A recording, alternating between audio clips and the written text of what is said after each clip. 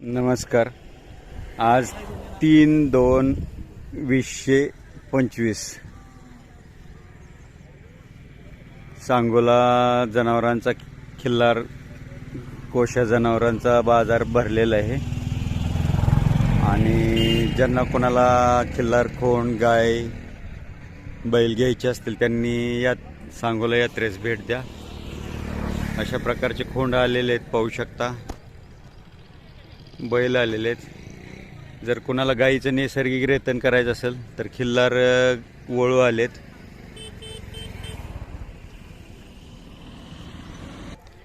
आपण चॅनलच्या माध्यमातून व्हिडिओ करून पाहून आता किती सहकार्य भेटते आपल्याला लोकांचं इथे ह्या यात्रेमध्ये.